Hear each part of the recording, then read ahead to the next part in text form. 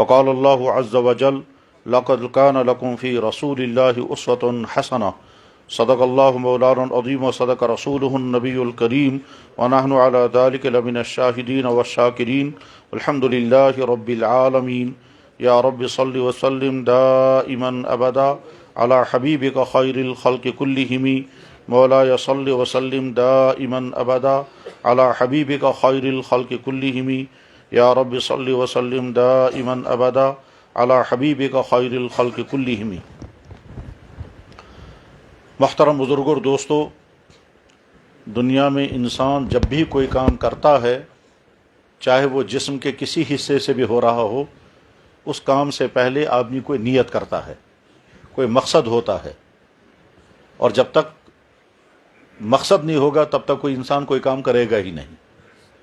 انسان اگر دکان پر جائے گا تو کوئی مقصد ہوگا، ہاسپٹل جائے گا تو کوئی مقصد ہوگا، کسی آدمی کے گھر ملنے کے لیے جائے گا تو یا عیادت کرنی ہوگی یا ملاقات ہوگی یا کوئی اور مقصد ہوگا۔ انسان کا چلنا کسی مقصد کے لیے ہوتا ہے، انسان کا سوچنا کسی مقصد کے لیے ہوتا ہے، اسی طرح سے انسان کا بولنا اور انسان کا سوچنا بھی کسی مقصد کے لیے ہوتا ہے۔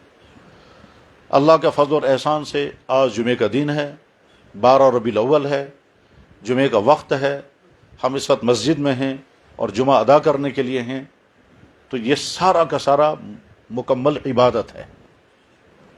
بلکہ یہاں مسجد میں داخل ہوتے ہی مجھے ایک اچانک حدیث یاد آئی، اور یہ اس لیے یاد آئی کہ میں نے دیکھا کہ اذان سے پہلے ہمارے بہت سارے بھائی مسجد میں موجود ہیں، تو اس پر مجھے حدیث یاد آئی، اور وہ حدیث کی تمام کتابوں میں ہے، بخاری شریف میں بھی حدیث ہے یہ کہ جب ایمان والا مسجد میں نماز کے انتظار میں بیٹھتا ہے، جب ایمان والا مسجد میں نماز کے انتظار میں بیٹھتا ہے تو فرشتے اس کے لیے 2 دعائیں کرتے ہیں، اللہم اغفرہ اللہم ارحمہ، اور یہ دعا مسلسل چلتی رہتی ہے تب تک جب تک یا تو نماز ہو جائے گی اور یا پھر اس کا وضو ٹوٹ جائے گا۔ اگر وضو ٹوٹ گیا تو فرشتے فوراً دور ہو جاتے ہیں۔ وہاں حدیث مبارک میں ما لم یؤذی، جب تک ان کو اذیت کی چیز سامنے نہ آ جائے، اور فرشتوں کو اذیت کس چیز سے ہوتی ہے؟ جب انسان کا وضو ٹوٹ جائے تو فرشتے فوراً دور ہو جاتے ہیں، تب تک وہ فرشتے اس کے لیے دعا کرتے رہتے ہیں، اللہم اغفرہ اللہم ارحمہ۔ یہ حدیث بخاری شریف کتاب الصلاۃ میں موجود ہے اور کئی جگہ پر موجود ہے۔ تو ہم گویا اذان سے پہلے سے ہی ہمارے بہت سارے بھائی مسجد میں بیٹھے ہوئے ہیں، جمعے کا انتظار ہے، نماز کے لیے انتظار میں ہیں، پھر 12 ربیع الاول ہے، اس لیے نماز تک یعنی 1:15 بجے یہاں نماز ہوگی اور انشاءاللہ اپنے وقت پر نماز پڑھیں گے، تب تک گفتگو ہوگی، بولنے والا بولے گا، سننے والے سنیں گے۔ تو بولنے والے کو بھی چاہیے کہ اپنی نیت ٹھیک کرے، اور سننے والے بھائیوں کو بھی چاہیے کہ اپنی نیت ٹھیک کریں۔ سننے والے بھائیوں کو نیت یہ کرنی چاہیے کہ جو کچھ ہم سنیں گے اس میں ہماری ذات کے لیے میسیج کہاں پر ہے، اور جہاں پر لگے کہ یہ ہماری ذات کے لیے میسیج ہے اس کو فوراً اپنے لیے پیغام بنانا ہے، اور فوراً اپنے آپ کو میٹر لگانا ہے، ذہنی میٹر لگانے کے معنی ہوتے ہیں فوراً اپنے آپ کو چیک کرنا ہے یہ جو بات کہی جا رہی ہے میرے اندر یہ ہے یا نہیں۔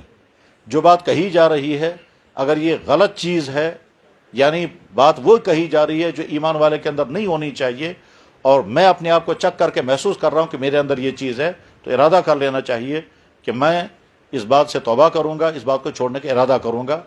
اور ویسے لگتا تو ہے یہ مشکل، مگر جب انسان ارادہ کرتا ہے تو پھر مشکل نہیں ہے۔ فرض کیجئے ایک آدمی بیمار ہو جائے اور وہ کسی ڈاکٹر کے پاس پہنچے، اور ڈاکٹر نے اس کو وہ چیز بیان کر دی جس کے کھانے کے اس کو بہت شوق ہے۔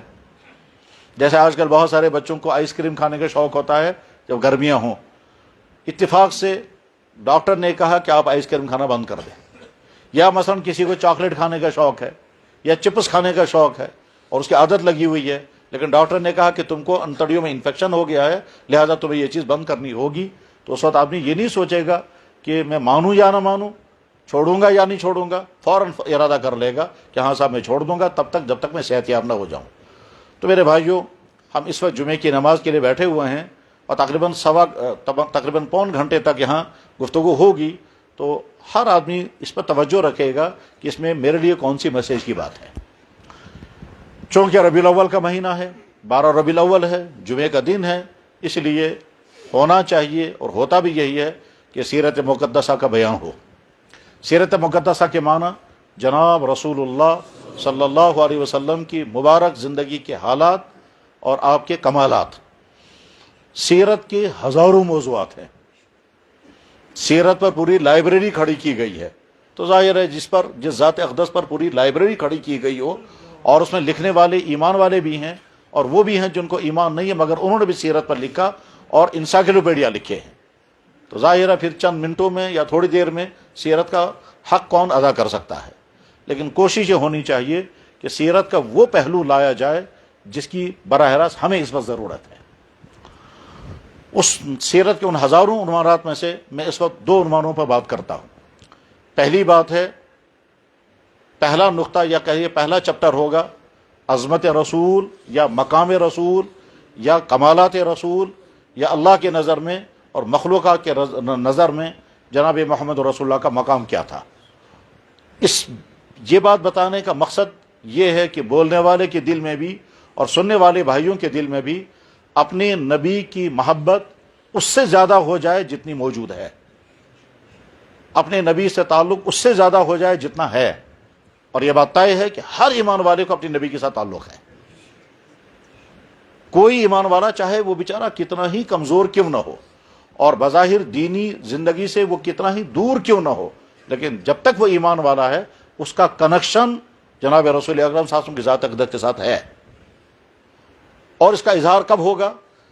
جو ایمان والا یہ سمجھتا ہے میں تو بہت پیچھے ہوں، میں تو بہت کمزور ہوں، میں تو دین سے بہت زیادہ دور ہوں، اگر اس ایمان والے کے سامنے کبھی اللہ کے نبی علیہ الصلوۃ والسلام کی توہین ہو جائے تو اس کو تکلیف ہوگی۔ یہ تکلیف ہونا علامت اس بات کی ہے کہ اندر ایمان ہے۔ اس کی مثال بالکل ایسے ہی ہے جیسے عام طور پر نوجوان لڑکوں کو زندگی میں کبھی نہ کبھی اور کبھی بار بار یہ صورتحال سامنے آئے گی، کیا؟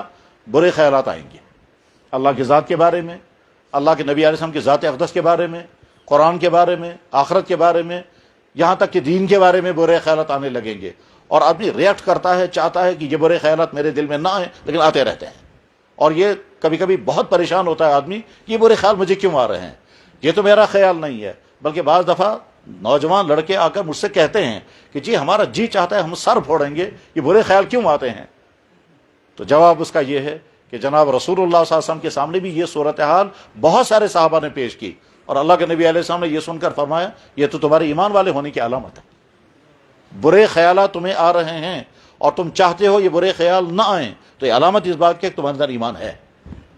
صحابہ حیران بھی ہو گئے، خوش بھی ہو گئے کہ جس چیز کو ہم سمجھ رہے تھے ایمان ختم ہو گیا، اسی چیز کو اللہ کے نبی فرما رہے ہیں یہ ایمان کی علامت ہے، اور واقعتاً وہ ایمانی کی علامت ہوتی، اسی لیے جی چاہتا ہے کہ یہ برے خیالات نہ آئیں، اور کچھ عرصے تک یہ برے خیالات آتے رہیں گے، اس کے بعد پھر ہٹ جاتے ہیں۔ لیکن اگر خدا نخواستہ برے خیالات اس کے دل میں جم گئے اور اس نے برے خیالات کو اپنی سوچ بنا لیا، اور اس کے بعد ان برے خیالات کے مطابق ہی اس نے اپنا عقیدہ بنا لیا، تو اس کا مطلب یہ ہے کہ کفر جم گیا۔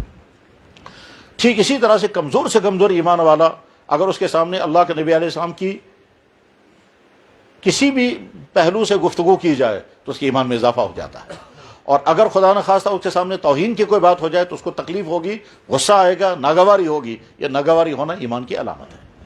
تو مقام رسول بیان کرنے کا مقصد اللہ کے نبی علیہ السلام کی محبت ہمارے دل میں پہلے سے زیادہ ہو جائے، اور اس کے بعد دوسرا عنوان ہوگا نمونہ رسول۔ اللہ کے نبی علیہ السلام نے اپنے نبی کو دنیا کے تمام انسانوں کے لیے رول ماڈل بنایا، اور یہ اللہ تعالیٰ خود اعلان کرتے ہیں۔ تو جب اللہ نے اپنے نبی کو دنیا کے تمام انسانوں کے لیے نمونہ بنایا تو اس کے لازمی معنی یہ ہے کہ ان کی ذات کے اندر وہ تمام چیزیں رکھی ہوں گی جو دنیا کے تمام انسانوں کے لیے وہ رول ماڈل بن سکے۔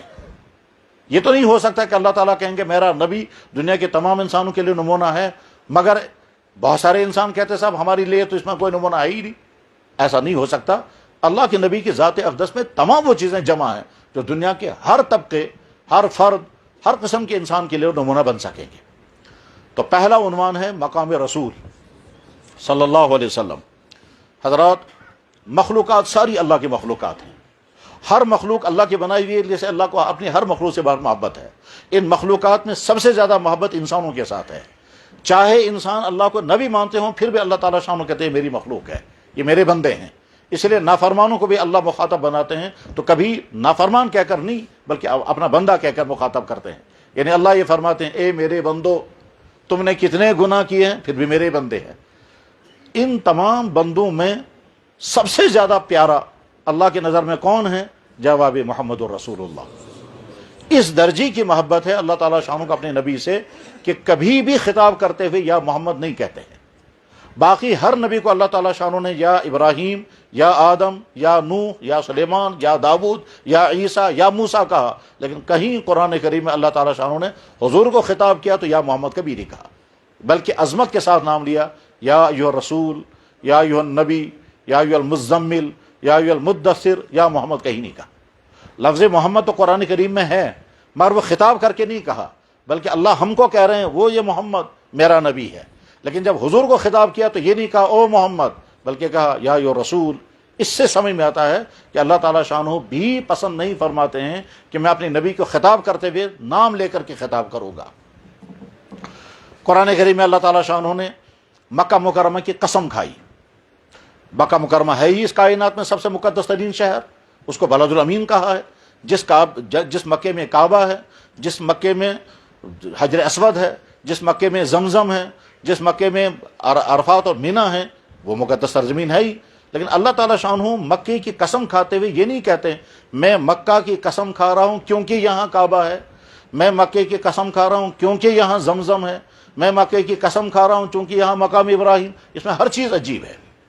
مقام ابراہیم ایک پتھر کا نام ہے جس پتھر پر کھڑے ہو کر حضرت ابراہیم علیہ السلام نے ہزاروں سال پہلے خانہ کعبہ تعمیر کیا تھا، اور وہ پتھر جب اس پہ چڑھ جاتے تھے تو وہ پتھر کبھی اوپر ہوتا تھا کبھی نیچے ہوتا تھا سپرنگ کی طرح، اور اس پتھر پر ابراہیم علیہ السلام کے پاؤں کے نشان بھی ہیں، اور وہ خانہ کعبہ کے صحن میں زمین میں نظر بھی آتا ہے، وہاں رکھا، اس کو کہتے ہیں مقام ابراہیم، اس کا تذکرہ قرآن میں بھی ہے۔ تو جس مکے میں مقام ابراہیم ہے، جس کا مکے میں کعبہ ہے، جس مکے میں عرفات اور اس مکے کی اللہ قسم کھا رہے ہیں، مگر ان وجہوں سے نہیں، بلکہ یہ فرماتے ہیں کہ میں اس مکے کی قسم اس وجہ سے کھا رہا ہوں کیونکہ محمد رسول اللہ یہاں ہے۔ اور انداز اختیار کیا کیا کہ محمد صلی اللہ علیہ وسلم کے پاؤں کے نیچے جو زمین آئی، جو مٹی کے ذرے آئے، ان مٹی کے ذروں کے میں قسم کھاتا ہوں۔ لا اقسم بہذا البلد وانت حل بہذا البلد، آپ اس شہر میں ہیں، میں اس شہر کی قسم کھا رہا ہوں اس وجہ سے کہ آپ یہاں ہیں۔ جناب رسول اللہ صلی اللہ علیہ وسلم کا مقام اللہ کے ہاں کتنا ہے؟ جواب یہ ہے کہ اللہ ذرا سے بھی تکلیف حضور کی برداشت نہیں کرتے، بہت کم سے کم تکلیف پہنچانے والے نے کوئی ارادہ نہیں کیا تکلیف پہنچانے کا، مگر حضور کو اگر تکلیف پہنچ گئے تو اللہ تعالیٰ اس کو بھی برداشت نہیں کرتے۔ میں بہت مختصراً واقعہ بیان کر رہا ہوں۔ ایک مرتبہ جناب رسول اکرم صلی اللہ علیہ وسلم نے صحابہ کرام کی دعوت کی، صحابہ آتے گئے، کھانا کھاتے گئے اور واپس نکلتے گئے، اخیر میں چند صحابہ حضور کے گھر میں بیٹھے رہے۔ اللہ کے نبی علیہ السلام چونکہ فارغ ہو چکے تھے، حضور چاہتے تھے کہ یہ لوگ اٹھ جائیں مگر وہ اٹھے نہیں۔ حضور نے سوچا میں کہوں تو کہنا نہیں چاہا، آپ نے نہیں فرمایا جب کمرہ خالی کر دو، تم فارغ ہو گئے، مجھے اپنا کام ہے، آپ نے نہیں فرمایا۔ آپ نے سوچا کہ میں خود ہی اٹھ جاؤں گا تو شاید ان کے ذہن میں آ جائے گا یہ بھی اٹھ جائیں گے، لیکن اللہ کے نبی علیہ السلام اٹھ کے نکل گئے، ان صحابہ کے ذہن میں نہیں آیا، وہی وہیں بیٹھے رہے۔ حضور چلے گئے باہر، کئیوں سے ملاقاتیں کی، کئی سارے کام کیے، اس کے بعد جب واپس آئے یہ سوچ کر کہ شاید وہ اٹھ گئے ہوں گے، مگر وہ اٹھے نہیں تھے، وہ وہیں بیٹھے ہوئے تھے۔ حضور نے دیکھا پھر واپس نکل گئے۔ ان حضرات کے ذہن میں نہیں آیا کہ حضور یہ چاہتے ہیں کہ ہم اٹھ جائیں، کمرہ خالی کر دیں، ان کے ذہن میں بھی نہیں آیا، اللہ کے نبی نے بھی نہیں فرمایا، اس لیے وہ بیٹھے رہے۔ حضور پھر واپس چلے گئے۔ کافی دیر کے بعد جب آئے تیسری مرتبہ تو اب ان صحابہ کو سمجھ میں آ گیا کہ ہمیں اٹھ جانا چاہیے، چنانچہ وہ اٹھ کے نکل گئے۔ اب ذرا غور کریں، ان صحابہ کا ارادہ نہیں تھا کہ حضور کو تکلیف پہنچائیں۔ اللہ کے نبی نے اگر کہا ہوتا کہ اٹھ جاؤ کمرہ خالی کرو پھر نہ اٹھتے تو واقعی افسوس کی بات تھی، مگر نہ اللہ کے نبی نے فرمایا نہ ان کے ذہن میں آیا، لہذا وہ بیٹھے رہے کچھ دیر، اور اس کے بعد جب جناب رسول اکرم صلی اللہ علیہ وسلم کمرے میں آئے اور وہ صحابہ نکل گئے، اب قرآن کی آیت نازل ہو گئی۔ اس میں اللہ تعالیٰ شانہ کیا فرماتے ہیں؟ اے ایمان والو، نبی کے گھر میں آج کے بعد نہیں آنا تب تک جب تک اجازت نہ ملے، ٹھیک ہے؟ اس کے بعد آگے فرمایا جب تم نبی کے گھر میں پہنچ جاؤ تو زیادہ دیر مت بیٹھو، اور بیٹھ کے باتوں میں مشغول مت ہو جاؤ، اس سے میرے نبی کو تکلیف ہو گئی۔ اور اس کے بعد آگے فرمایا کہ کیا تم میرے نبی کو تکلیف پہنچاؤ گے؟ حالانکہ ان کے تکلیف پہنچانے کا ارادہ نہیں تھا، مگر ان کے اس عمل سے حضور کو جو تھوڑی سی اذیت ہوئی، اس اذیت کو اللہ تعالیٰ نے ایڈریس کیا اور فرمایا ما کان لکم ان تؤذوا رسول اللہ ولا ان تنکحوا ازواجہ من بعدہ ابدا، تمہارے لیے ہرگز زیبا نہیں ہے کہ میرے نبی کو تم تکلیف پہنچاؤ۔ اور اس کے بعد آگے فرمایا جو میرے نبی کو تکلیف پہنچائے گا اس کو دنیا اور آخرت میں لعنت ہے۔ اتنا سخت جملہ کس کے بارے میں؟ ظاہر ہے وہ عمل جو ہوا تھا صحابہ سے ہوا تھا، اس سے سمجھ میں آتا ہے کہ اللہ تعالیٰ شانہ اپنے نبی کے متعلق ذرا سے بھی برداشت نہیں کرتے. فوراً آیت نازل ہو گئی اور قیامت تک ان آیتوں کو لوگ پڑھتے رہیں گے. غرض یہ کہ مقام رسول بہت ہی اونچا مقام ہے. اللہ جل شانہ نے اپنے نبی کو ایسے معجزات عطا کیے ہیں جن کا اس دنیا میں عقلی طور پر سمجھنا بھی ممکن نہیں، مگر جب ہم کہیں گے یہ معجزہ ہے تب سمجھ میں آنے والا ہے، ورنہ اگر معجزے سے ہٹ کر سکور کرنے لگیں گے تو عقل فوراً کہے گی یہ کبھی نہیں ہو سکتا. مثلا بخاری شریف میں ایک جگہ نہیں تقریباً 5 یا 6 جگہ پر حدیث ہے. صحابی ہیں حضرت ابو سعید خدری، اور دوسرے صحابی ہیں انس بن مالک، تیسرے صحابی ہیں حضرت عبداللہ بن عمر. ان 3-4 صحابہ سے حدیث منقول ہے. وہ کہتے ہیں کہ ایک مرتبہ ہم سفر میں تھے، پانی کی قلت ہو گئی تو اللہ کے نبی علیہ السلام کی خدمت میں عرض کیا کہ حضرت پانی نہیں ہے، اور آس پاس کے علاقے میں بھی کہیں پانی نہیں، اور بہت سارے لوگ بہت زیادہ پیاسے ہیں، پیاسا ہونے کی وجہ سے بہت پریشانیاں ہیں، وضو کا پانی بھی نہیں، پینے کا بھی پانی نہیں ہے. تو آپ علیہ السلام نے فرمایا کہیں سے تھوڑا سا پانی لاؤ. چنانچہ ڈھونڈ ڈھانڈ کر کے کسی چمڑے کے کٹورے میں تھوڑا سا پانی لایا گیا. اس کے بعد پھر آپ نے دستہ مبارک اس میں داخل کیا اور انگلیوں کے بیچ میں پانی چالو ہو گیا، اور جتنے صحابہ موجود تھے ان تمام صحابہ کی ضرورت پوری ہو گئی. جب اس حدیث بیان کی جابر بن عبداللہ نے تو ان کے شاگرد نے ان سے پوچھا کتنے لوگ تھے آپ؟ تو جواب میں انہوں نے کہا تم کیوں پوچھتے ہو کتنے لوگ تھے؟ ہم اگر 1,00,000 آدمی ہوتے تو وہ پانی ہمارے لیے کافی ہو جاتا. وَلَوْ كُنَّا أَلْفَ أَلْفٍ کا لفظ ہے بخاری کی حدیث میں. یعنی گویا اللہ تعالیٰ شانہ نے اپنے نبی کے لیے اپنے قانون کو توڑ کر کے حضور کی انگلیوں کے درمیان سے پانی نکال دیا، اور وہ پانی اتنا نکلا کہ اس قافلے میں جتنے صحابہ تھے ان تمام صحابہ کی ضرورت پوری ہو گئی. ہم عقلی طور پر اگر یہ غور کرنا کہیں گے عقل کہے کہ صاحب یہ تو نہیں ہو سکتا، لیکن جواب یہ ہے کہ کیا اونچے پہاڑوں میں پانی نہیں نکلتا رہتا ہے؟ اندر خزانہ وہاں کہاں ہوتا ہے؟ تو جو خدا اونچے پہاڑوں کے اندر خزانے جمع کرتا ہے پانی کے، اور وہ صدیوں سے پانی بہ رہا ہے، اسی اللہ نے اپنے نبی کے مبارک انگلیوں کے درمیان سے پانی چالو کر دیا. اور اللہ کے نبی علیہ السلام کا مقام یہ تو ہے معجزات کے اعتبار سے، اخلاق کے اعتبار سے اللہ کے نبی علیہ السلام کا مقام اتنا اونچا ہے کہ اس سے اونچا مقام اس کائنات میں کسی انسان کا نہیں. یہ طے ہے کہ آدم سے لے کر کے آج تک اور آج کے بعد سے قیامت تک اخلاقی سطح جتنی بلند محمد رسول اللہ صلی اللہ علیہ وسلم کی تھی اتنی بلند سطح کسی انسان کی نہیں ہے، ہو بھی نہیں سکے گی. شاید انسان چاہے گا بھی، کوشش بھی کرے گا تو اس سطح پر پہنچ نہیں پائے گا.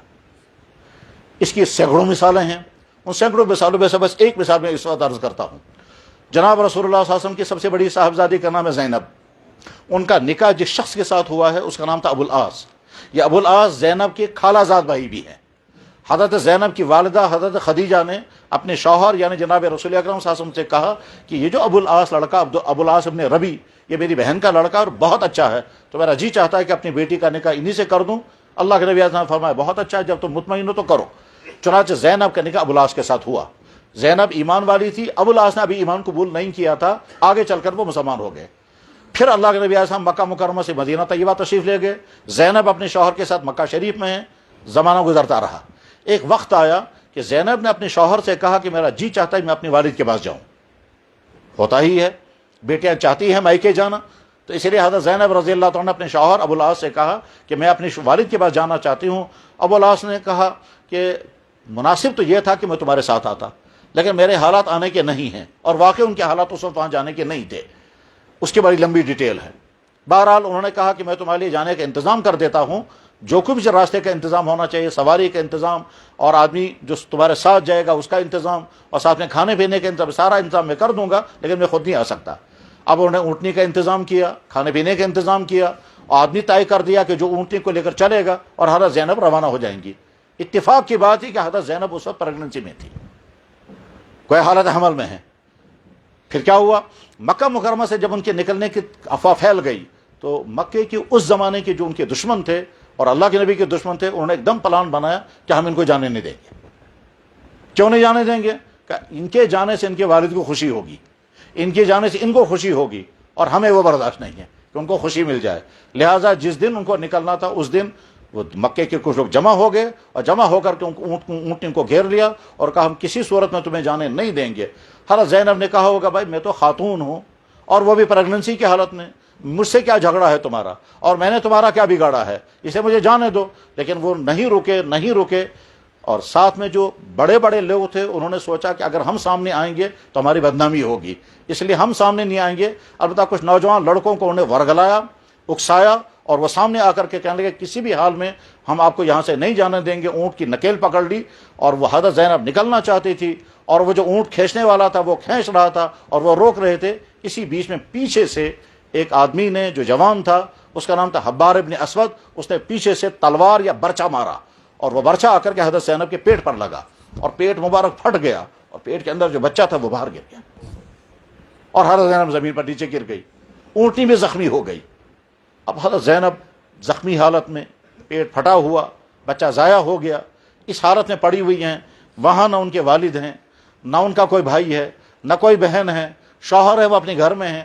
اس کے بعد وہ شوہر آئے, حضرت زینب کو اٹھا کر کے لے گئے. کس طرح سے بھی علاج معالجہ ہوا, کتنا زمانہ گزرا, لیکن بہرحال یہ بات طے ہے کہ حضرت زینب پھر صحتیاب نہیں ہو سکی اور کئی سال کے بعد اسی زخم کی وجہ سے ان کی وفات ہو گئی. جناب رسول اللہ صلی اللہ علیہ وسلم مدینہ شریف میں سالہ سال گزرتے گئے. اس کے بعد ایک وقت آیا کہ اللہ کے نبی علیہ السلام مدینہ شریف سے مکہ مکرمہ آئے. مکہ مکرمہ آپ نے اپنے قبضے میں کر لیا, مکہ فتح ہو گیا. اب وہ تمام لوگ جو مکے کے تھے جنہوں نے حضور کو اور آپ کے صحابہ کو بہت ستایا تھا, وہ ایک ایک کر کے سامنے آتے گئے اور ان میں وہ شخص بھی سامنے آ گیا جس کا نام تھا حبار ابن اسود. وہ جب سامنے آیا تو اللہ کے نبی علیہ السلام نے یا تو پہچانا نہیں یا مزید تصدیق کرنے کے لیے پوچھا تم کون ہو, تو اس نے کہا میں حبار ابن اسود ہوں. آپ نے فرمایا تم ہی ہو وہ جس نے زینب کو برچھا مارا تھا؟ اسے سر نیچے کر کے کہا میں ہی. آپ نے فرمایا کیا کہنا چاہتے ہو آپ؟ اس وقت اللہ کے نبی علیہ السلام فیصلہ کر سکتے تھے کہ اس شخص نے میری بیٹی کو برچھا مارا تھا اور اسی کی وجہ سے میری بیٹی کی وفات ہو گئی, وہ آج زندہ بھی نہیں ہے, آج یہ مجرم بن کر میرے سامنے آیا ہے. سخت سے سخت سزا اگر دی جاتی, دنیا کا کوئی قانون اس کو غلط نہیں کہہ سکتا تھا, دنیا کی کوئی سوسائٹی اس کو غلط نہیں کہہ سکتی تھی. شریف سے شریف آدمی بھی یہی کہے گا کہ ہاں اس کو تو سزا لگنی چاہیے تھی, مگر سلام محمد رسول اللہ کو. اس شخص نے کہا کہ جی ایک تو میں معافی چاہتا ہوں, مجھ سے وہ غلطی ہوئی ہے, اور دوسرے میں کلمہ پڑھنا چاہتا ہوں, مسلمان ہونا چاہتا ہوں. تو اللہ کے نبی علیہ السلام نے فرمایا جس دن میں نے سنا تھا تم نے یہ کیا, میں نے اسی دن معاف کر دیا. دنیا میں کون کر سکے گا؟ کس کے بس میں ہے کہ اس کے ساتھ ظلم ہوا ہو, اس کے گھر والوں کے ساتھ ظلم ہوا ہو, پھر جب وہ پاور میں آئے گا تو انتقام نہیں لے گا. اسے محمد رسول اللہ کی ذات اقدس ہے. غرض یہ کہ اخلاقی اعتبار سے اتنا اونچا کمال اور علمی اعتبار سے کمال کتنا اونچا ہے. علمی اعتبار سے کمالات کی تو ہزاروں چیزیں بیان ہو سکتی ہیں, لیکن ظاہر ان چند منٹوں میں وہ ساری چیزیں بیان نہیں کر سکتا. میں ایک ایسی چیز علمی اعتبار سے بیان کروں گا جو ہمارے ان نوجوان لڑکوں کو جو کالجوں یونیورسٹیوں میں پڑھتے ہیں اور تھیوریاں ان کے سامنے گزرتی رہتی ہیں, ان کے مزاج کے مطابق یہ مثال بیان کروں گا جس سے سمجھ میں آئے گا کہ محمد رسول اللہ کے علمی مقام کیا تھا. جب جناب رسول اللہ صلی اللہ علیہ وسلم مدینہ شریف تشریف لائے تو اس زمانے کے یہودیوں کے سب سے بڑے عالم, اس کا نام تھا عبداللہ ابن سلام. یہ عبداللہ ابن سلام حضور کے پاس آئے اور امتحان کے لیے اس نے 3 سوال پوچھے. اس نے یہ سمجھا کہ اگر ان تینوں سوالوں کے جواب مجھے صحیح مل گیا تو میں مان لوں گا کہ یہ نبی ہے, اور اگر سوالوں کے جواب اس نے غلط دیا تو میں ڈکلیئر کر دوں گا کہ صاحب یہ نبی نہیں ہے. ان 3 سوالوں میں سے ایک سوال اس نے پوچھا جو اس زمانے میں تو کچھ اور کہا جاتا ہوگا, آج اس کو ہم کہیں گے کہ یہ ایمبرولوجی کا سوال ہے. اس نے یہ پوچھا کہ یہ مجھے بتائیے ماں کے پیٹ میں کبھی لڑکا بنتا ہے کبھی لڑکی بنتی ہے؟ ظاہر ہے ماں کے پیٹ میں مرد کا سپرم, عورت کا ایگ جب اوری میں جمع ہو جاتا ہے تو کبھی یہ لڑکا بنتا ہے کبھی لڑکی بنتی ہے. تو اس سے سوال یہ کیا کہ لڑکا کیوں بنتا ہے اور لڑکی کیوں بنتی ہے؟ اندر کیا ہو جاتا ہے جس کی وجہ سے ایک لڑکا بنے گا, اور اندر کیا چیز ہے جس کے بنا کبھی لڑکی بن جاتی ہے؟ اللہ کے نبی علیہ السلام کہہ سکتے تھے بھائی میں تو اس لیے آیا ہی نہیں کہ میں تمہیں یہ بتاؤں گا کہ لڑکا کیوں بنتا ہے اور لڑکی کیوں بنتی ہے. یہ نہ میرا سبجیکٹ ہے, نہ اس غرض کے لیے اللہ نے مجھے بھیجا. مجھے تو دنیا میں انسانوں کو صحیح زندگی سکھانے کے لیے بھیجا ہے. یہ کہہ سکتے تھے, پر آپ نے جواب دیا. اب جواب دینے کی 2 صورتیں تھیں. ایک صورت یہ تھی کہ آپ وہ تھیوری بیان کرتے جو آج پڑھائی جاتی ہے, اس کو کہتے ہیں کروموزوم کی تھیوری. اگر آپ کروموزوم کی تھیوری بیان کرتے, اور جن لوگوں نے پڑھی ہوگی وہ سمجھ جائیں گے, جنہوں نے نہیں پڑھی ہوگی آگے جب آپ پڑھیں گے تو آپ کو سمجھ میں آ جائے گا کہ کروموزوم کی تھیوری یہ ہے کہ لڑکا اور لڑکی کیوں بنتے ہیں کہ مرد کی باڈی سے جو سپرم نکلتا ہے اس سپرم کے آخری سیل کو لے کر کے اس کہتے ہیں اس میں 2 پارٹ ہوتے ہیں, اور عورت کا جب ایگ آتا ہے اس کا آخری چھوٹا سیل لے کر اس کے 2 پارٹ ہوتے ہیں. عورت کے سیل میں 2 پارٹ ہیں, دونوں کا نام ڈبل ایکس رکھا گیا, اور مرد کے جسم سے نکلنے والا جو سیل ہو اس کا پارٹ, اس کا ایک نام وائی رکھا گیا, ایک نام ایکس رکھا گیا. اور یہ وائی اور ایکس اس لیے نام رکھا کہ ان کی شکل ویسی ہے. ایک کی شکل وائی جیسی ہے اور ایک کی شکل ایکس جیسی ہے. اب یہ دونوں آپس میں ملتے ہیں تو اگر وائی ایکس کے ساتھ مل گیا تو لڑکا بنتا ہے, اور اگر ایکس ایکس کے ساتھ مل گیا تو لڑکی بنتی ہے. یہ آج کی تھیوری ہے اور تقریباً کنفرم ہے. میڈیکل کالجوں میں یہ ڈیٹیل میں پڑھائی جاتی ہے. سائنس کے اسٹوڈنٹ اس کو اچھی طرح سے پڑھ سکتے ہیں, سمجھ سکتے ہیں. اس کی ساری ڈیٹیل بیان کرنے کا نہ وقت ہے نہ وہ میرا موضوع ہے, لیکن میں حوالہ دے کر کے کہتا ہوں کہ کروموزوم کی تھیوری کی بنیاد پر آج کا میڈیکل سائنس بتا دیتا ہے کہ لڑکا کیوں بنتا ہے اور لڑکی کیوں بنتی ہے. بلکہ یہاں سے ایک بات اور سمجھ سکتے ہیں, وہ یہ کہ ہمارے معاشرے میں اگر لڑکی پیدا ہوتی ہے تو الزام دیتے ہیں عورت کو. عام طور پر لوگ کہتے ہیں ہمیشہ صرف کوئر جمع, وہ الزام دیا عورت کو کہ تمہاری وجہ سے لڑکی پیدا. حالانکہ الزام کسی پر نہیں آنا چاہیے, اور اگر آ سکتا ہے الزام تو مرد پر آنا چاہیے. کیوں؟ اس لیے کہ اس کا وائی ایکٹیویٹ نہیں ہوا, اس کا ایکس ایکٹیویٹ ہوتا لڑکی بن گئی. تو گویا لڑکا اور لڑکی بننے میں میٹر کرتا ہے مرد کا نطفہ, عورت کا نطفہ نہیں. مرد کے نطفے میں اگر وائی آگے چلا گیا اور ایکس کے ساتھ مل گیا تو لڑکا بن جائے گا, اور مرد کے نطفے میں اگر وائی پیچھے رہا اور ایکس آگے چلا گیا اور ایکس ایکس کے ساتھ میچ کر گیا تو لڑکی بن جائے گی. تو گویا مرد کے نطفے کے نتیجے میں لڑکا اور لڑکی بنتی ہے. عورت کے ہاں تو دونوں صورتوں میں ڈبل ایکس ہے. سوال یہ ہے یہاں سے کون سی چیز آئی؟ اگر وائی آ گیا تو لڑکا بنے گا, ایکس آ گیا تو لڑکی بنے گی. کون آئے گا یہ کسی کی بس میں نہیں ہے. یہ تو جب نطفہ آگے چلے گا تو یا وائی آگے چلا جائے گا یا ایکس آگے جائے گا. کون آگے جائے گا یہ کسی کی بس میں نہیں ہے. بہرحال یہ ہے آج کی تھیوری. جناب رسول اللہ صلی اللہ علیہ وسلم کے سامنے جب یہ سوال آیا تو اگر آپ جواب دیتے غلط, نعوذ باللہ من ذالک, تو آج کے تمام تھیوری والے کہتے دیکھو تمہارے نبی نے غلط جواب دیا. اور اگر آپ جواب دیتے تھیوری کو بنیاد بنا کر, تو ان لوگوں کو سمجھ میں نہیں آتا یہ کون سی بات ہمیں سنائی جا رہی ہے. وہ زمانہ تھیوریوں کا زمانہ نہیں تھا. تو اس لیے آپ نے جو لینگویج اس وقت استعمال فرمائی, جو ٹرم آپ نے استعمال فرمائی, وہ ایسے الفاظ استعمال کیے کہ ان کو بھی سمجھ میں آ گیا. اور آج کی تھیوری کے ٹھیک مطابق آپ نے فرمایا یسبق ماء الرجل علی ماء المرأة وتسبق ماء المرأة علی ماء الرجل. مرد کا نطفہ آگے چلا جاتا ہے تو لڑکا بنتا ہے, اور عورت کا نطفہ آگے آ جاتا ہے تو لڑکی بن جاتی ہے. یعنی اس کا مطلب یہ کہ وہاں عورت کا ایکس آ گیا اور یہاں کے ایکس کے ساتھ مل گیا تو لڑکی بن جائے گی, اور مرد کا وائی آگے چلا گیا اور ایکس کے ساتھ مل گیا تو لڑکا بن جائے گا. آج کی ساری تھیوری یہی کہتی ہے. چنانچہ پچھلے 100 سال میں ایمبرالوجی کا جو سب سے بڑا ماہر انسان گزرا ہے دنیا میں, ان کا نام تھا ڈاکٹر کتمور. اس نے جدے کی کانفرنس میں اعلان کرتے ہوئے کہا تھا مسلمانوں تم کو نہیں معلوم ہے کہ تمہارے نبی نے 1400 سال پہلے وہ بات بیان کی ہے جو آج ہم سائنسدان کہتے ہیں. مقام رسول ایسا ہی تھا. غرض یہ کہ جناب محمد رسول اللہ کا مقام انتہائی اونچا مقام ہے. اللہ نے اعلان کیا یہ میرا نبی, فرشتوں نے اعلان کیا یہ نبی, تمام مذہبی کتابوں میں ہے یہ ہمارا نبی, تورات میں موجود ہے اللہ کے نبی, انجیل میں موجود ہے یہ اللہ کے نبی, یہاں تک کہ ویدوں میں بھی موجود ہے. اور محمد رسول اللہ کا پورا تعارف کرایا گیا, ان کا نام مبارک, کہاں وہ پیدا ہوں گے اس زمین کا تعارف, کہاں چلے جائیں گے اس کا تعارف, ان کی زندگی کیسے گزرے گی, ساری باتیں ویدوں کے اندر بھی موجود ہیں. اور اگرچہ ان ویدوں میں ایڈیشن در ایڈیشن ہوتے رہے ہیں, لیکن آج بھی وہ شلوک موجود ہیں جن شلوکوں کا مطلب صرف محمد رسول اللہ اور کوئی نہیں ہے. کلکی اوتار ان کی کتاب میں لکھا ہوا, جگت گرو ان کی کتاب میں لکھا ہوا, اس کو ہم کہتے ہیں آخری نبی, اسے ہم کہتے ہیں سرکار دو عالم صلی اللہ علیہ وسلم. تو محمد رسول اللہ کا مقام انتہائی اونچا مقام. ایک مرتبہ اللہ کے نبی علیہ السلام نے کچھ لوگوں کی اسلام کی دعوت دی, انہوں نے بڑی توہین آمیز انداز میں کہا آپ کیسے نبی ہو سکتے ہیں, آپ کی حیثیت ہی نبی بننے کی نہیں ہے. لیکن انداز چونکہ بہت حقارت کا تھا, توہین کا تھا, اس لیے اللہ کے نبی کے دل کو بہت دکھ ہو گیا, اور حضور مایوسی کے عالم میں واپس آ رہے تھے تو وحی نازل ہو گئی. اس میں اللہ تعالیٰ شانوں نے بہت محبت کے انداز میں فرمایا آپ کیوں مایوس ہو گئے؟ ایک شخص نے یا چند آدمیوں نے آپ کو کہا آپ اللہ کے نبی نہیں, آپ مایوس کیوں ہو گئے؟ میں اعلان کرتا ہوں آپ میرے نبی.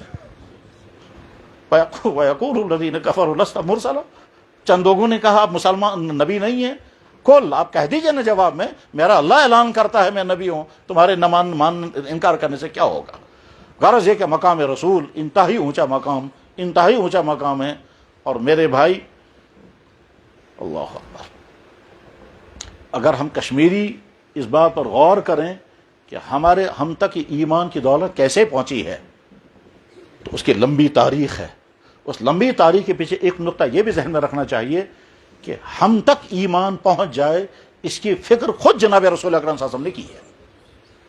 وہ کیسے کہ شاہ ہمنا رحمہ اللہ تعالیٰ کو خواب کے ذریعے تربیت کروائی, یعنی ایک بزرگ کو خواب میں آئے اللہ کے نبی علیہ السلام اور فرمایا میرے خاندان کے بچہ تمہارے پاس آئے گا، اس کی تربیت کرنا، اور ادھر سے شاہ ہمدان چھوٹے بچے تھے، ان کے خواب میں حضور نے فرمایا کہ تم فلانے کے پاس جاؤ۔ چنانچہ شاہ ہمدان جو میر محمد ہمدانی وہ اس بزرگ کے پاس پہنچے جن کا نام تھا خواجہ محمود مزدقانی، اور وہ انتظار میں تھے میرے پاس کون آنے والا ہے جس کی بشارت مجھے اللہ کے نبی نے دی ہے، انتظار میں تھے۔ شاہ ہمدان پہنچے، محمود مزدقانی رحمہ اللہ تعالیٰ ان کی تربیت کی، علمی تربیت، اخلاقی تربیت، روحانی تربیت، سالہ سال تک ان کو تیار کیا۔ اب جب شاہ ہمدان تیار ہو گئے اس کے بعد شاہ ہمدان کشمیر تشریف لائے ہیں، اور پھر یہاں اسلام کی بہار آ گئی۔ تیار کس نے کرایا؟ اللہ کے نبی علیہ السلام نے۔ کہاں؟ بذریعہ خواب۔ غرض یہ کہ مقام رسول انتہائی اونچا مقام ہے۔ میں اس موضوع پر اور گفتگو نہیں کروں گا کیونکہ وقت ختم ہونے والا ہے، مجھے اگلے موضوع پر بات کرنی ہے۔ کہ میں نے عرض کیا تھا کہ میں عرض کروں گا عظمت رسول اور محمد رسول اللہ بحیثیت نمونہ۔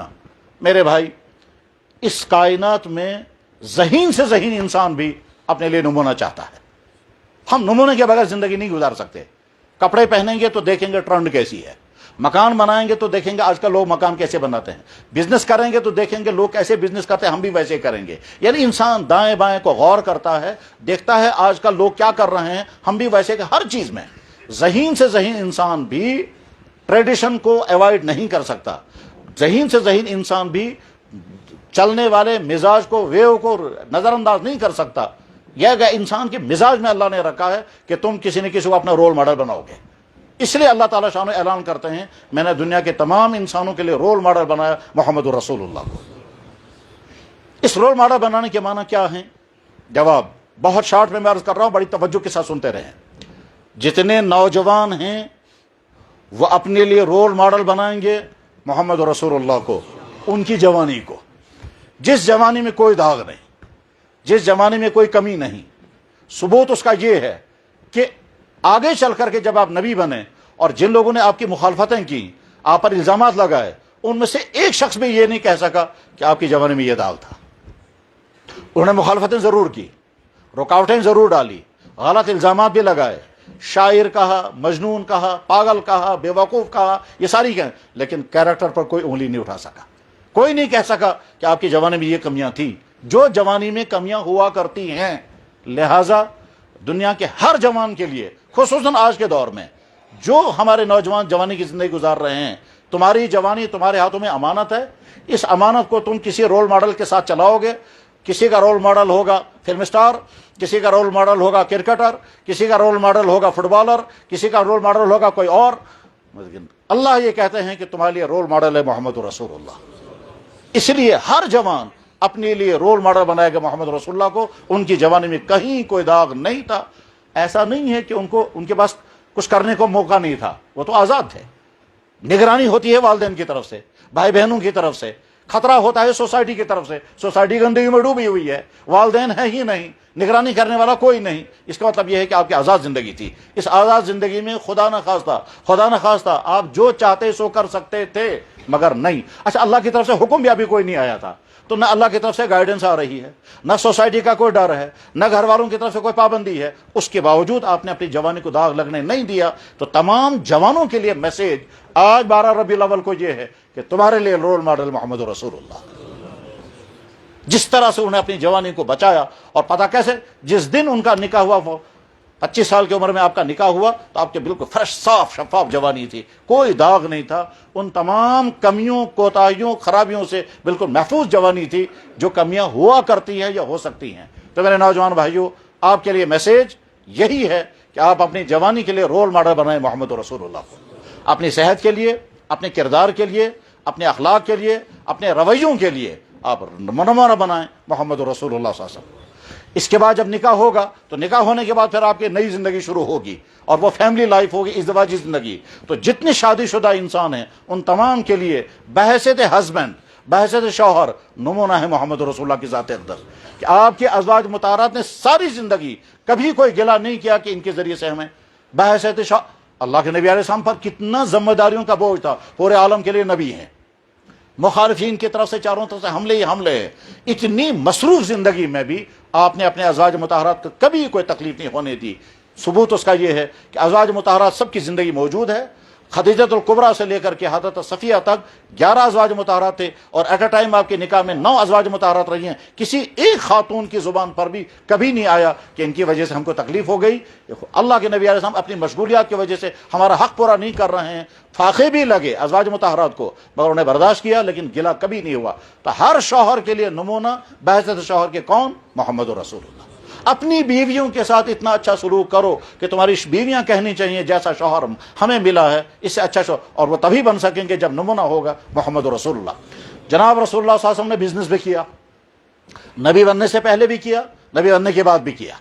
ठीक, बिजनेस में दुनिया में, सारी दुनिया में बिजनेस होता है, ईमान वाले भी बिजनेस करते हैं, गैर ईमान वाले भी बिजनेस करते हैं। बिजनेस करने वालों के लिए नमूना मोहम्मद रसूलुल्लाह बहैसियत ताजिर।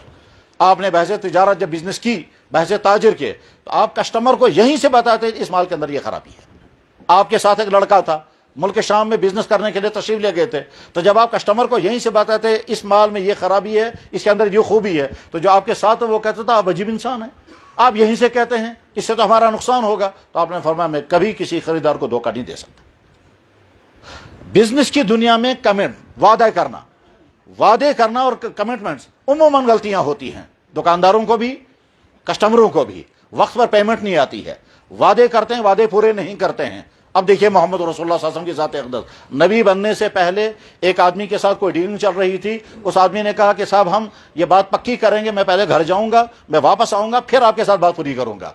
अल्लाह के नबी अलैहि सल्लम ने फरमाया ठीक है मैं इंतजार करूं। उसने कहा आप इंतजार करेंगे ही। वो चला गया घर, वहां घर जाकर कोई मशगूलियत हो गई, वो आ नहीं सका, नहीं आ पाया, भूल गया। यहां तक कि दूसरा दिन गुजर गया, तीसरे दिन उसे ख्याल आया कि मैंने उनसे कहा था कि मैं आऊंगा, तो शायद वो इंतजार कर रहे होंगे। अब वो इंतजार वहां कहाँ कर रहे होंगे, चलो उनके घर में जाता हूं। चुनांचे वो घर आए और हज़रत खदीजा कुबरा से पूछा वो कहाँ हैं। खदीजा कुबरा ने फरमाया कि 3 दिन से वो घर आए ही नहीं है। उसके बाद ढूंढते ढूंढते उसी जगह पहुंचे हैं, तो अल्लाह के नबी वहीं इंतजार कर रहे थे, क्योंकि वादा किया हुआ था। तो आपने इतना फरमाया तुमने मुझे बहुत इंतजार कराया, मैं वादा खिलाफी नहीं कर सकता था, मैंने सोचा अगर तुम यहां आओगे मैं यहां नहीं मिलूंगा, तुमको तकलीफ होगी, इसलिए मैं यहीं खड़ा इंतजार करता रहा। कौन कर सकेगा ये? तो तमाम बिजनेसमैनों के लिए नमूना मोहम्मद रसूलुल्लाह बहैसियत ताजिर। दुनिया में बेशुमार इंसानों के हाथ में ओहदे आते हैं, ओहदा चाहे छोटा हो चाहे बड़ा हो, उस ओहदों का क्या इस्तेमाल होता है सब लोगों को मालूम है। ओहदों का गलत इस्तेमाल भी होता है दुनिया में, कुर्सियों का गलत इस्तेमाल भी होता है और ओहदों का सही इस्तेमाल भी होता है। कुर्सी पर बैठ करके इंसान लोगों को राहत भी पहुंचाता है, और कुर्सी पर बैठ करके कभी कभी इंसान के जरिए से दूसरों पर जुल्म भी होता है, ज्यादतियां भी होती है। अल्लाह के नबी अलैहि सलाम के पास भी ओहदा था। एक तरफ से वो नबी हैं पूरे आलम के लिए, दूसरी तरफ से वो मदीने के सरबराह ममलकत इस्लामी के जिम्मेदार है, लेकिन पूरी जिंदगी में आपके जरिए से किसी इंसान को कभी कोई तकलीफ नहीं पहुंची, हत्ता कि आपके दुश्मनों को भी नहीं। और ओहदे का इस्तेमाल कितना कैसे किया कि अल्लाह के नबी अलैहिस्सलाम 10 लाख मुरब्बा मील की ममलकत के हुक्मरान हैं। इराक से लेकर के शाम तक बीच का जितना खित्ता है उस पर आपकी हुक्म चल रही थी, लेकिन जब दुनिया से रुखसत होने वाले थे तो हुजूर के घर में खाने का कोई इंतजाम नहीं था। ज़कात आती थी, अपने घर वालों के लिए हलाम कर दी थी। ज़कात आती है मालदारों से, गरीबों में तकसीम होती है। हुजूर के घर में फाका था। और बुखारी में हदीस है कि जब जनाब रसूलुल्लाह सल्लल्लाहु अलैहि वसल्लम दुनिया से रुखसत हुए, इस हाल में रुखसत हुए हैं कि आपने अपनी ज़रा एक यहूदी के पास बंद रखी थी ताकि उससे अनाज लें। एक यहूदी से जौ लिया गया, खरीदा गया और अज़वाज मुताहरात में तकसीम किया गया कि इस जौ को कूटो, इसका आटा बनाओ, फिर सत्तू बना करके वही खाओ, इसके अलावा मेरे पास कोई इंतजाम नहीं है।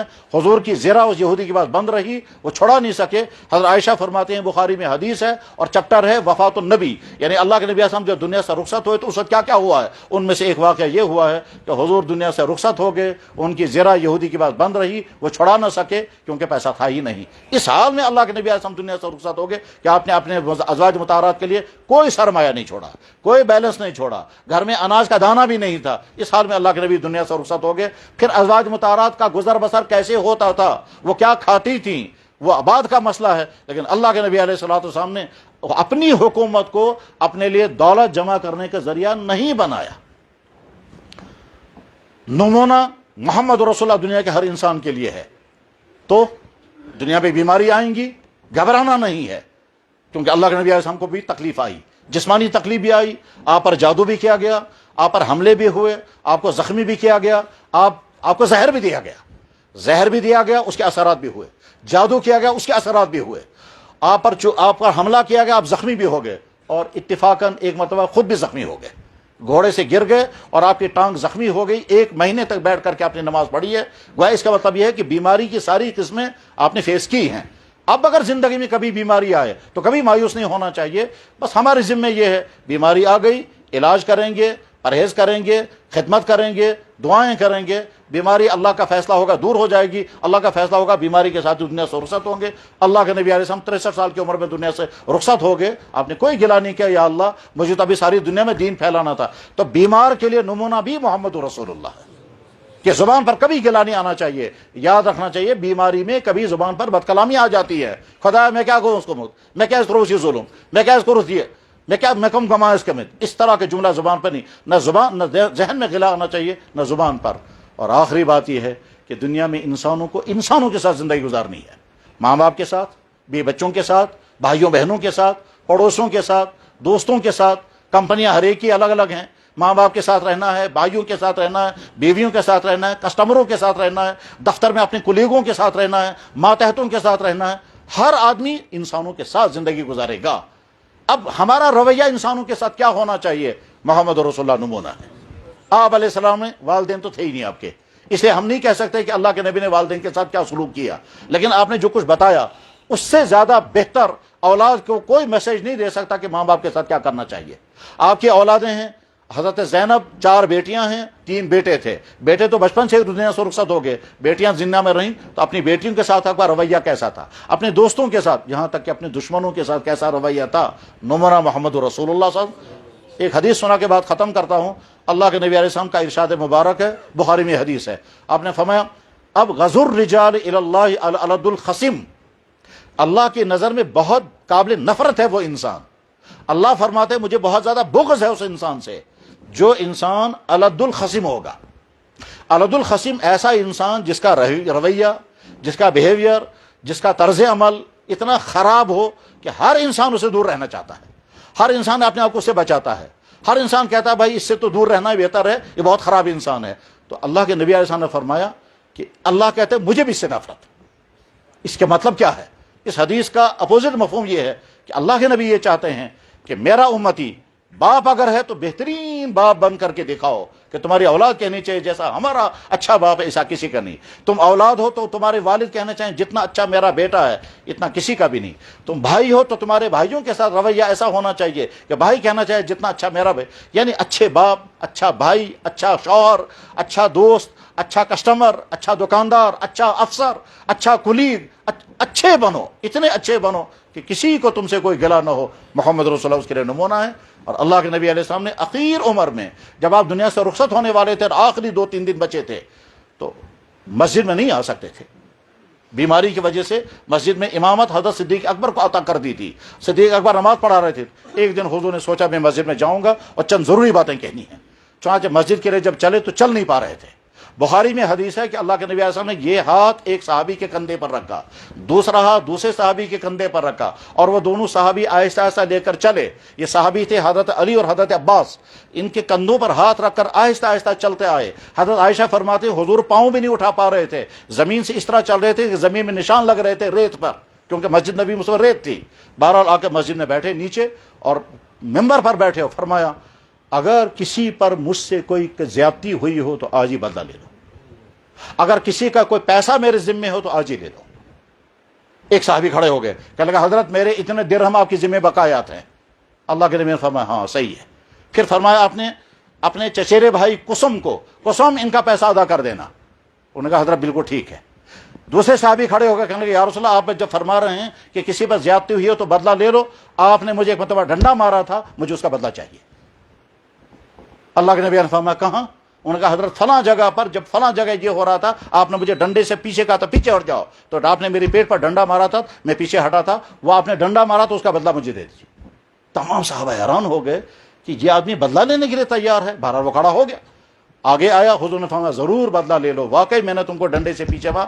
اس نے کہا یا رسول اللہ جب آپ نے ڈنڈا مارا تھا تو اس وقت میرا پیٹ ننگا تھا اور آپ کے پیٹ پر اس وقت کپڑا ہے، میں اگر اوپر سے ڈنڈا ماروں گا تو بدلہ برابر نہیں ہوگا، اس کا کپڑا ہٹا لیجئے۔ تو آپ علیہ السلام نے کپڑا اوپر اٹھایا, وہ سامنے آ کر کے اس نے یہاں پر بوسہ لیا, اور بوسہ لینے کے بعد اس نے کہا مجھے یہی بدلہ لینا تھا. گویا اللہ کے نبی علیہ السلام یہ چاہتے ہیں کسی کا مجھ سے کوئی گلہ نہ ہو. ہمارے رول ماڈل محمد رسول اللہ ہے. ہم ایسی زندگی گزاریں کہ ہمارے ماں باپ کا ہم سے گلہ نہ ہو, ہمارے بیوی بچوں کا ہم سے گلہ نہ ہو, ہمارے بھائیوں کا ہم سے گلہ نہ ہو, کسی کسٹمر کو اس دکاندار سے گلہ نہ ہو. اچھا باپ, اچھا شوہر, اچھا داماد, اچھا دوست, اچھا پڑوسی, اچھے سے اچھا بنو, اتنے اچھا بنو کہ کوئی آدمی ہم سے گلہ نہ کرے. محمد رسول اللہ ہمارے نمونہ ہیں. آپ اچھے ہی اچھے تھے, دنیا میں کوئی آدمی آپ کی انگلی نہیں اٹھا سکتا. اللہ جل شانہ اپنے نبی کی محبت ہمیں عطا فرمائے. اور دور وہ ہے کہ امت مسلمہ مسلسل اپنے نبی سے دور ہوتی جا رہی ہے. اور بہت تعجب کی بات یہ ہے اور خوشی کی بات یہ ہے کہ بہت سارے وہ جو ایمان سے محروم تھے وہ نبی کی طرف آ رہے ہیں, اور یہاں سے بہت سارے ہمارے بھائی دور جا رہے ہیں. یہ بہت دردناک چیپٹر ہے کہ کس طرح سے وہاں سے ادھر آ رہے ہیں اور کس طرح سے یہاں سے ادھر جا رہے ہیں. ہر آدمی دیکھے کہ اللہ نے مجھے ایمان کی دولت عطا فرمائی, مجھے اپنے نبی کی امت میں پیدا فرمایا, اور مجھے نعمت عطا فرمائے, نعمت ایمان. میرے ہاتھ میں دامن ہے محمد رسول اللہ صلی اللہ علیہ وسلم کا. یاد رکھیں میرے بھائی, گناہ اگر ہوں تو اللہ معاف کر دیں گے, لیکن ایمان کو اپنے ہاتھ سے نہیں جانے دینا ہے. ہم محمد رسول اللہ کے امتی ہیں اور اللہ کے بندے ہیں. اللہ ہمارا اللہ ہے, محمد رسول اللہ ہمارا نبی ہے, دین اسلام ہمارا دین ہے. اللہ بھی حق, محمد رسول اللہ بھی حق, دین اسلام بھی حق, قرآن بھی حق. غلطیاں ہو جائیں گی, ہمارا اللہ کہتا ہے میں معاف کرنے کے لیے تیار ہوں, مگر تم اپنی ایمان پر جمے رہنا. اور ایمان کا میسیج یہی ہے کہ ہمارے لیے نمونہ محمد الرسول اللہ صلی اللہ علیہ وسلم. وآخر دعوانا ان الحمد للہ رب العالمین برحمتک یا ارحم الراحمین.